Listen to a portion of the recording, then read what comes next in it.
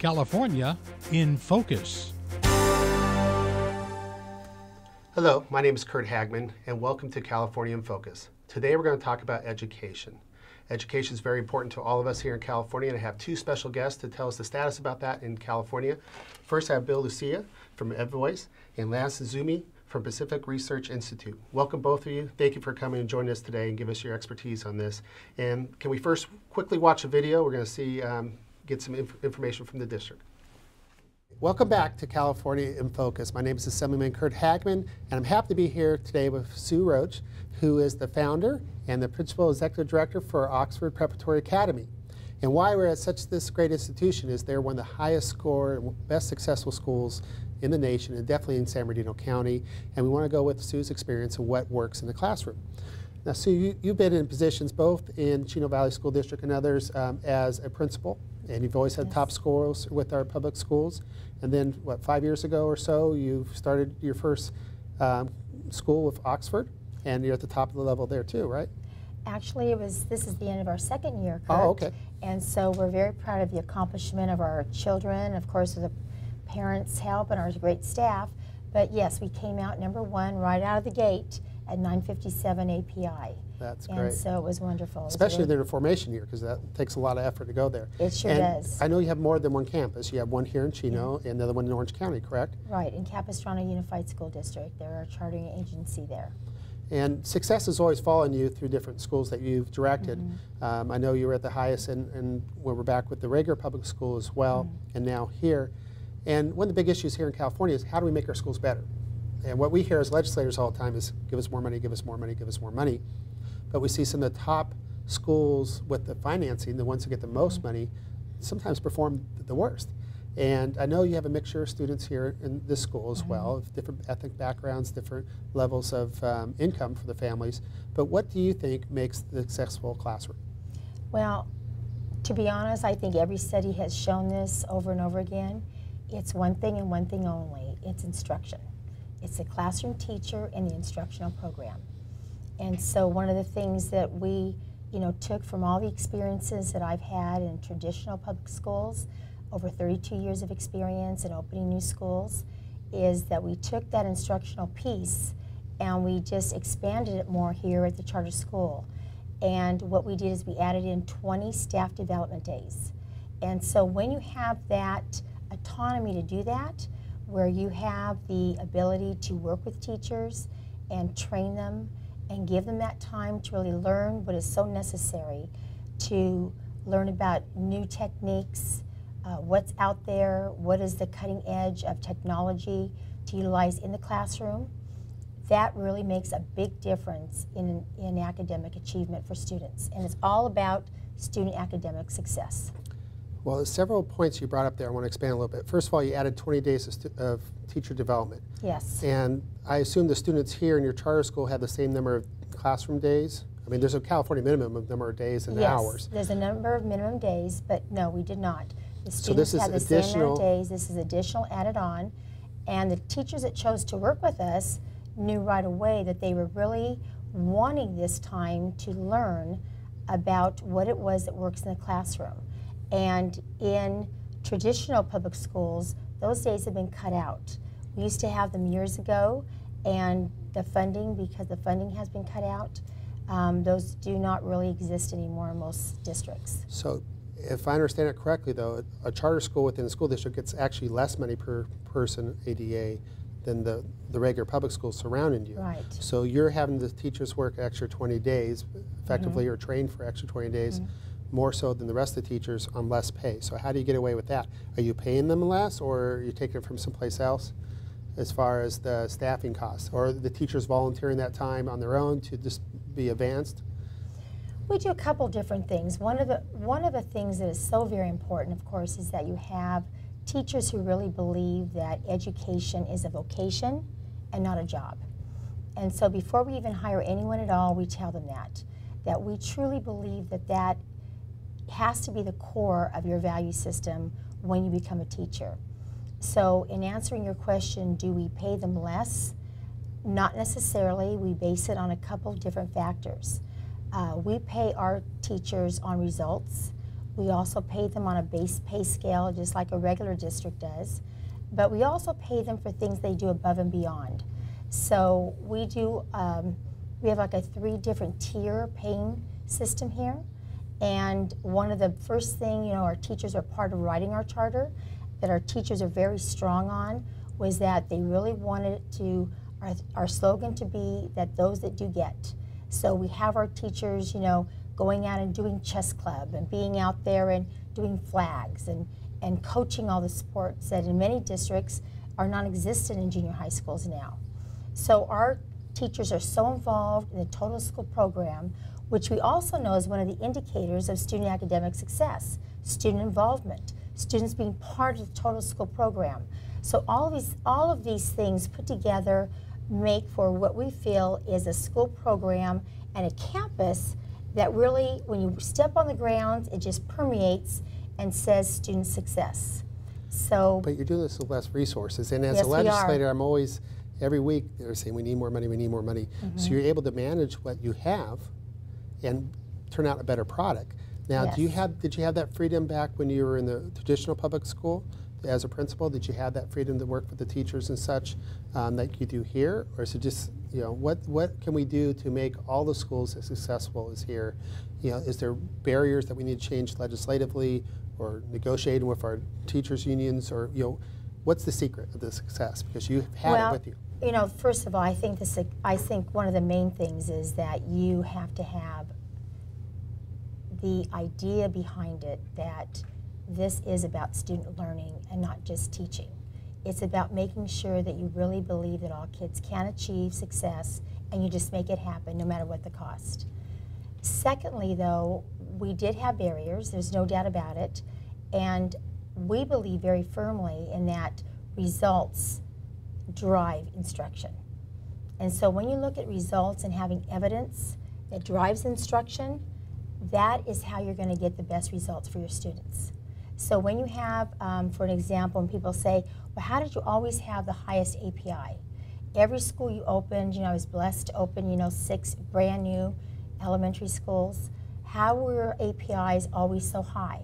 It was because we really had the buy-in from people by talking to them about this and explaining that if you're going to work real hard, you want to be the best. It's called competition.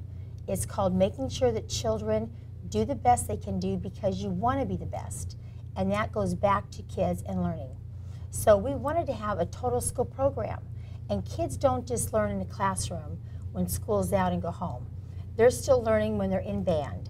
They're still learning absolutely when they're in a chess club or when they're playing sports or when they're in the music class. So we make sure that we try and provide all of these opportunities for kids. And of course, we base it on our theory of multiple intelligences, which is a school-wide philosophy. I think what happens so often now is that there's so much paper pencil activities going on, and so much is geared towards more structured learning than looking back to what is the whole total child in instruction and how we can make everyone feel that they're successful. And so we pretty much adopt that kind of a philosophy at our school where every child feels successful and gifted. But sounds great, and we need to get this to all of our schools so all the students have the same chance. Is there structures that we need to do differently at the state? Is there something we need to give the freedoms to the districts, or the districts have the freedoms but they're not utilizing those freedoms? Because we hear, you know, from most of my residents, my parents, that, you know, they're cutting out all the programs. There are no more programs in a lot of the schools. There's no more after-school sports. There's no more band. You know, they don't have the busing even more. The resources come down where a lot of those extracurricular activities have been cut, but you seem to be able to do it still, again, with less budget. And I'm trying to figure out what's the magic solution, because we all believe that's a big component of that roundness to make a student want to go to school because they're having fun as well as learning as well. And if they don't like a particular subject in class, but they're really excited about going to their band practice, they're going to want to show up to school and have a good attitude. That's exactly right. And I agree with you. There are many barriers. And I think, number one, we have to put education, number one, in California. I think the legislators need to, number one, put the funding into California, but not just funding just to do programs, just to do programs. It needs to be structured and focused on programs that actually work. It doesn't mean you do a million different programs, but the ones that are actually working and are proven and successful. The other thing I want to say is that so often there are barriers in a school, in a school district, in that we are restricted, and I know I've been in that situation before as well, in that you have the intent has kind of overridden the purpose for some of the rules and regulations that you're caught up with as an administrator, whereby results are not taken into effect as to who is retained and who is not retained as what we consider a quality teacher. So it really comes back to... if you look at that, that really needs to be taken into effect. So it's quality of teachers and giving the administrators the ability to basically shake up the staff if you need to, if the teachers are not performing, and performance-based measures, there's what you look for the criteria for. Absolutely. If we, it's not a fit for everyone, and not everybody can be a fantastic teacher and educate children. And so when you really look at results, and results meaning not just a score, but meaning that if 10 children come into your classroom advanced, then after a year being in your classroom that year, then we should not expect that only 2 come out advanced. There was a disconnect somehow that year where children went down. There is a disconnect somehow. So we either help with some additional staff development, and hopefully there's a willingness there to learn and grow and find out what can I do to make these children more successful. But so often there is no knowledge given back for evidence and to see where the teacher can actually grow and learn. And until we do that and we let everybody find out where they're at on the spectrum, how they can improve and grow, or if they're already doing a great job, having them be mentors to other teachers and really look at the results, because it all should go back to one person, that child in the classroom. And that should be our only goal, is to look at academic success, because we don't have a year to waste of a child's life. And I think it's time in California that legislators look at this very seriously and say, children are a top priority in funding and in making sure that that year counts, and that we can no longer Which is results driven. Absolutely results driven, because one year, all the studies have shown, whether they have a good teacher or not makes a difference later on in life as an adult, whether how much money they make, whether the career they go to, they drop out of school, and all those things go right back to the teachers they have every single year. So that is the important teachers ingredient. are number one. Absolutely, teachers are number one. So what we need to do is provide them with the tools necessary to make them successful, whatever that is, and to help them know that the results is the key ingredient about student success. Yeah. Real quickly, I noticed that your school's on the cutting edge of this with technology. You're bringing tablets and iPads into certain classrooms. After a year of doing it, that's a real personal interest of mine. I'm sponsored a bill right now to make all California textbooks digitally as well as printed, and it's gone through so far. I'm just wondering how that worked out with you so far. It's worked out great, and again, we don't know. Students love it? The students love it. It's, of course, we have to realize that our kids today, their brains are wired differently. They're looking at computers. This is how they're learning at home. This is how they're learning on their free time. We have to change our paradigm in how we educate children. We cannot keep the same paradigm that was okay, 50 years ago or 40 years ago. We have to stay up with the most innovative techniques, and we have to change education to meet those needs. And when we do that, now we can compete with those top industrial nations like India and like China and all these other countries that are beating out the United States in math and science. There should be no excuse for that. We need to take some immediate action right now. Has to start with the legislators and make some immediate decisions now so that our kids are absolutely ready to go on to college and further and be ready for this 21st century that we're in. Great. Sue, thank you so much. You've done a wonderful job here in Chino Valley. We hope to duplicate your success here statewide and eventually nationwide. And I think the conclusions is teachers do count. They make a big difference. the number one part of it. And secondly, we need to give some freedom to make sure we have the best teachers in the classroom, not just the ones who have been here the longest and the rest. And we'll continue to work on that, and hopefully we get some help from the legislature to give your job a little bit easier. But you do a wonderful job for the community. I want to thank you so much for all the success and continued success you have for these students. Thank you. Thank you very much. We'll go back to the studio. Well, thank you for that, and thank you again for both being here. And when I go to the district to talk to my residents, the biggest thing is, where are we in education? The perception is that we're not funding enough, that we're one of the, we're the best in the United States, and now we're one of the worst. Where are we really? Where are we at right now? Let's start off with that. And Bill, what's your perspective of where's California education at this point? Well, people like to gauge several factors, and certainly from our viewpoint, the most significant one is what's happening in terms of student learning. And we are not where we would like to be.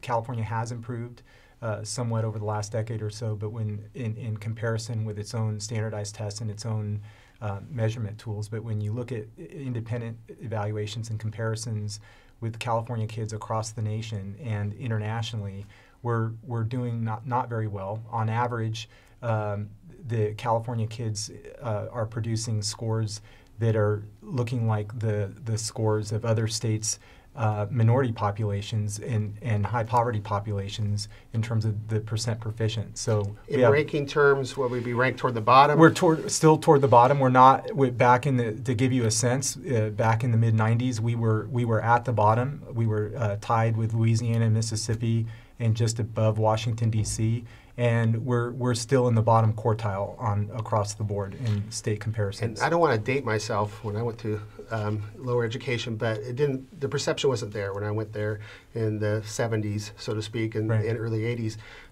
Have we always been at this level, or did we decline over the last 20 or 30 years? Or the other states just catch up with where we were? It's a little of both, but sadly I think it's a state of decline in California. And specific numbers even on the state standards aligned tests that we have in terms of California achievement. Third graders right now, we only have on average half of the kids reading at grade level or above. And we have persistent achievement gaps between high-income groups and non-minorities and disadvantaged groups. So, for example, Latino students in California that now represent over half of the student population at the end of third grade are only about a third of Latino kids are reading proficient. And reading obviously is a gateway skill to all their future academic success. And we all agree that they have a strong education system. This helps our economy in the future, get people to work. So we all want the same thing. And Lance, from your research and stuff, what are some of the major issues that we're facing here in California, and is it different than anywhere else?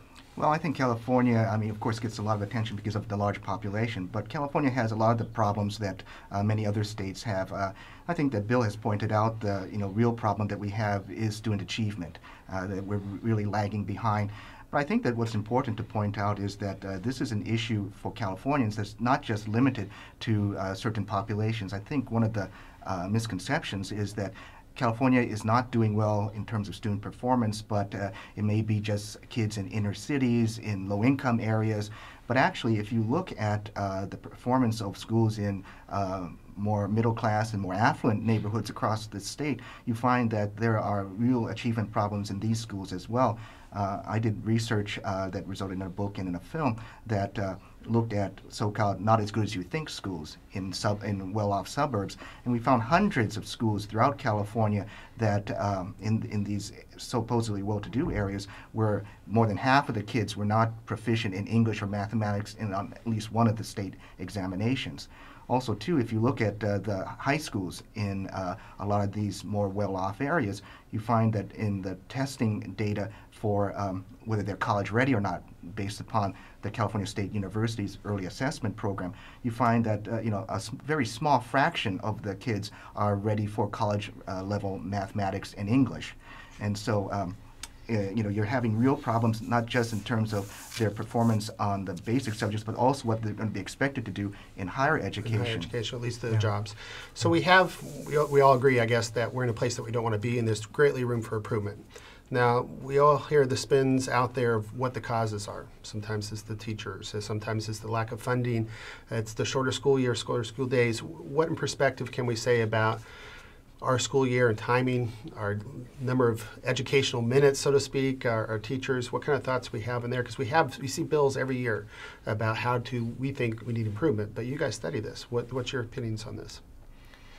Well, there's no silver bullet. And one thing for sure is a lot of people want to talk about money being the answer to fix all the problems. And I go back to the Einstein definition of insanity. If you're going to put more money into a failing structure, you're going to continue to get failure, but just at a higher cost. And let's put it in perspective. I know California is not at the bottom of funding. We're definitely not at the top. Right. From the numbers I looked at, we're just a couple $100 short of average of all the states spending on education. Am I correct on that? That's about right. The Legislative Analyst Office has done reports over the years on this, and what oftentimes gets used in calculations is something that's an apples to oranges to put California almost at the bottom. When you do apples to apples and look at all of the education accounts and the comparisons that other states use, we have some interesting financing schemes that come from the combination of local property tax and state aid. But when you take it all together in terms of the state and local commitment in California compared to other states, we're just below the national average.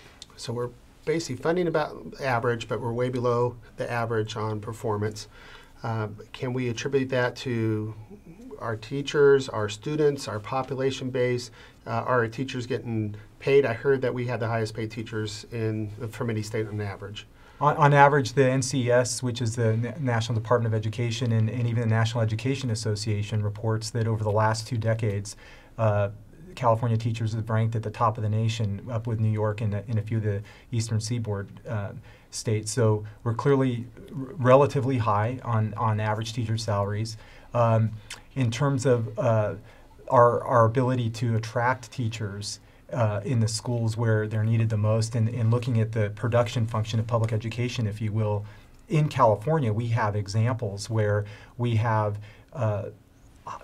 per pupil funding in a large urban district, for example, in Oakland, that's nearly twice the value of what some of the charter schools in the Oakland Flatlands receive.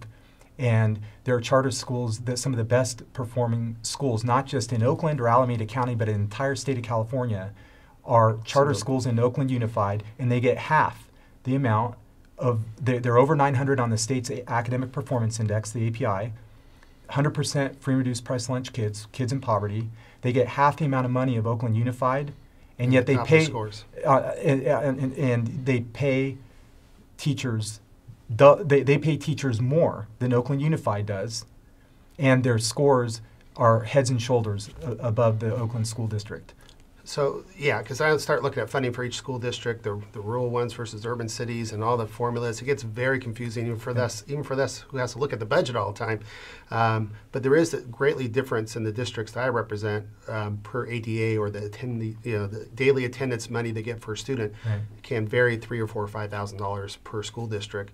But you don't see any correlation between the funding levels and the performance. So what can we do to improve them? What's our next steps? What can we do to, and I think one of them, at least my perspective, tell me if I'm wrong, has a lot to do with what we do at home, because we have a shorter school day. At least it appears to be shorter for my kids. I have a 5th grader and a sophomore in high school right now, and the number of days seem to be shrinking. And when I've been traveling overseas, I've seen other school districts go quite a few months longer than what we do here in California, as well as the days are longer. I don't know if that necessarily correlates as well, the time and the number of minutes of education, but what are some of the things we could do to improve our schools?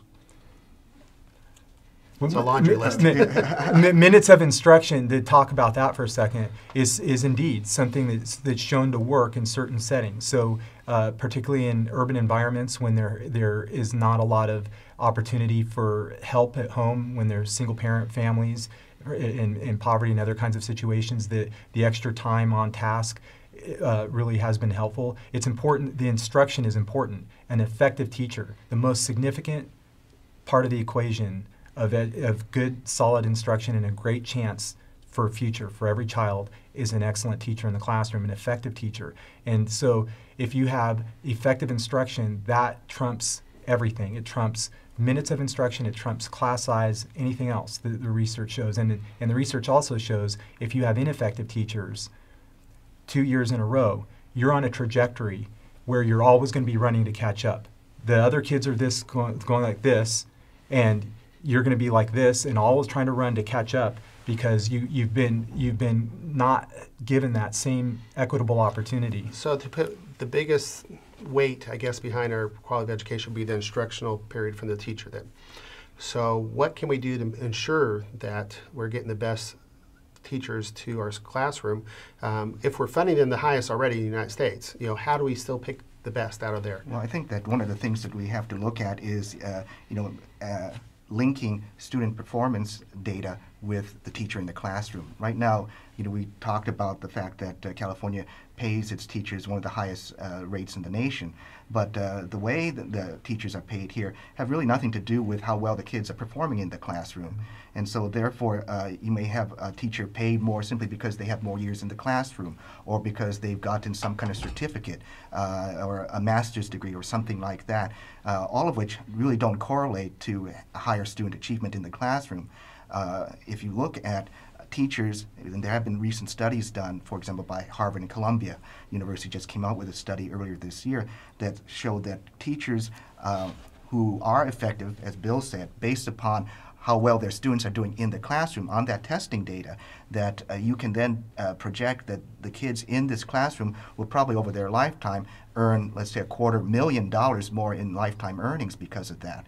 And so what we have to do is to look at how we are paying teachers, retaining teachers, and look at what the data is showing, what the research is showing about how best to pay and compensate these teachers based upon how their students are achieving. Well, that's what we do in private sector, really, is we incentivize the quality, and we be able to recommend those that are not doing well. And I hear a lot of stories, and I don't sit on the education subcommittee, so I don't know all the rules and regulations, but I hear it's very difficult once you become tenured and senior to get rid of the teachers that are not performing as well, and that there's not a lot of recourse on that. What do you see can we do for reforms on that? Well, we're not even doing the baseline level of effort. Back in 1971, Ronald Reagan signed a bill called the Stull Act. And every governor since, except for Arnold Schwarzenegger, actually including Arnold Schwarzenegger. So Ronald Reagan, Jerry Brown the first time through, George Duke-Majan, Pete Wilson, Gray Davis, and Arnold Schwarzenegger all signed legislation dealing with a body of law talking about the evaluation of teachers. And it wasn't just for purposes of doing a gotcha or figuring out who to get rid of, but actually to identify teachers that are effective and then teachers that are struggling. And in that law, in addition to looking at the job performance evaluation for various working conditions, the safety of the classroom, and so on and so forth, the number one factor in looking at the evaluation of teachers that the legislature requires is evidence of pupil progress toward local standards. And then later, Mayor Villaraigosa of Los Angeles added an additional requirement that said if it's available, student test scores based on state standards, and it's available for the teachers, for those kids, then if it's applicable, that needs to be incorporated in the evaluation as well. Right now, that's being widely disregarded, in part because there are collective bargaining agreements that have tried to negotiate out away the rights of children.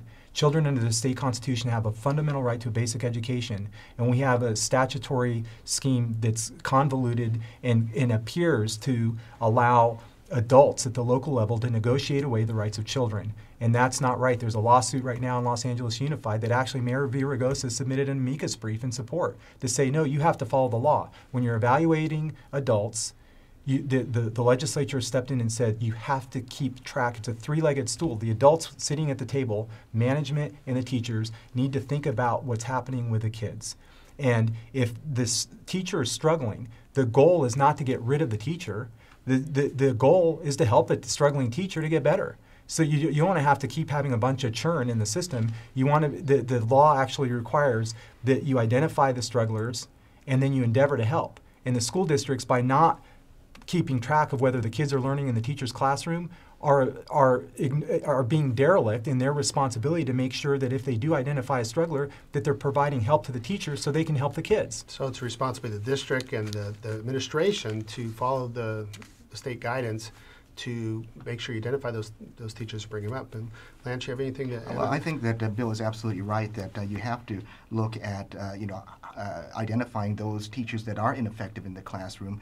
And unfortunately, as he's pointed out, collective bargaining agreements at the local level have been one of the main impediments to that. I mean, I've looked at individual union contracts where the district has basically allowed themselves to be hamstrung by being prevented from looking at student achievement data in evaluating teachers. That's actually in the contract. That's contrary to state law then. Yeah, and that's exactly right. And also, too, they have limited themselves in the terms of the observations that the principal, for example, can make of the teachers. Oftentimes it's 1 or 2 formal observations a year or once every couple years. Some of the contracts actually prevent principals from making unannounced drop-in visits to classrooms to see whether the teacher is actually doing his or her job or not. And that's something that, how can you evaluate a teacher effectively if you can't see what they're doing? And it's not that hard. I mean, I talk to my kids and their friends, and they can tell you what teachers they really like and which ones they really learn from. They can tell you ones they don't learn from. You know, the actual students themselves have, I think, actually should have some input, not because they like or dislike a teacher, but because they felt they actually were worthwhile. And you could tell from their engagement in that class, whether they're motivated or not. And I think we all agree that a good teacher can change a student's life for the better forever. But if you get a couple bad ones, it can change your life for the worse forever too. So I think that quality control has got to be something we look as a legislature to be one of our top priorities, as well as to try to fund as best as we can the educational system. One last quick thing I wanted to, one of my pet projects is I like technology. And where do you see technology fitting into the school in the future? Actually, I have a bill out right now that's doing with all electronic media on the readers. And I know that some schools have them already. It's such an integral part to our future workforce. I think it should be something we put pressure on or prioritize. But what do you think about technology? Where can we go from there? Well, I think that there's a huge future for using technology wisely in the classroom. I actually just did a book called Short Circuited that looks at technology policy with regard to online learning here in California. And California has lots of good things going for it in terms of technology. Obviously, we're the home to Silicon Valley, and we have a lot of great entrepreneurs out there. One of the problems, however, is getting that effective technology into the classroom and getting it adopted on a wide scale. Oftentimes, you'll see districts are not interested in adopting this type of technology because they're so wedded to the old ways of doing things. They don't want to go through the trouble of retraining their teachers, and even though the evidence is presented to them that this is actually going to raise student performance. And also, too, if you look at the charter schools, for example, that have been very effective in implementing blended learning with technology-based online learning in their classrooms, you find that they're doing better in terms of student performance at less cost.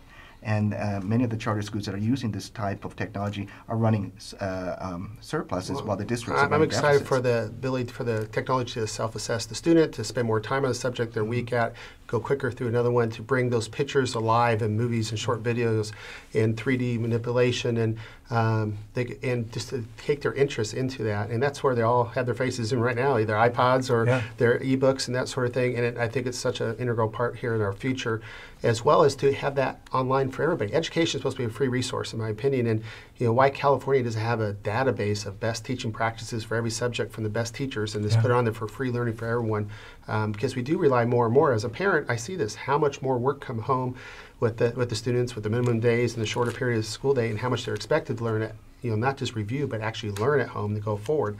That makes it quite challenging. We have had a problem with the state statute, so the laws have been barriers. It's been either or. The perception is it's either going to be all on a computer or all in the antiquated 18th century agrarian model of the teacher in the front of the classroom with X amount of kids, and that's how the audit rules are set up, and so on and so forth. And there are statutory barriers to having this notion of blended learning. And then there's some tough questions about are the people who are defenders of the status quo going to continue to insist that there have to be specific ratios of and certain old, antiquated, certificated requirements for certain kinds of adults to be in a classroom supervising children. On the other hand, we have technology available, as you say today, to personalize the instruction. So to help kids that are GATE kids that are ready to excel and continue to go and go and go, and then kids that are way below grade level in Los Angeles that are high poverty kids, 4 grade levels below their reading level, are moving into middle schools and coming up by the end of the school year being at grade level with the help of blended learning and having the personalized instruction of getting the immediate feedback, not having to wait through the whole summer to get the test scores back on one test, but to regularly have unit assessment and modules where the kids can find out that where the teachers helping the student can look at that individual student, assign instruction to fill gaps and get that foundation built and then grow from there. It's being used well all over the world, and sadly in the home of the Silicon Valley. We are behind the entire nation and behind the world. In China, they have a national law that prohibits employment discrimination if you get your college degree having gone to Beijing University in bricks and mortar, or whether you did it through an online version. And we're behind China when it comes to thinking about online instruction. Well, we're very fortunate to have groups, organizations like yourselves keeping an eye on this. We definitely, I'm totally with you on all this. We need to, summarize a little bit. We need to do whatever we can to get the best teachers in the classroom, and we need to modify some of the rules, maybe against some of the union wishes, but to be able to get the most quality teachers there. We need to fund the best we can on it, and we need to incorporate technology the best way we can as well. And I thank you both for coming on today. If people want to get more information from both your organizations, can you do a little intro on it and where you get more information? Sure, just go to our website, edvoice.org. Edvoice.org. And they can go to pacificresearch.org. Yeah. Excellent. Thank you both for being on today, and thank you for joining us for California in Focus, and we look forward to bringing you more information on future subjects as well. Thank you.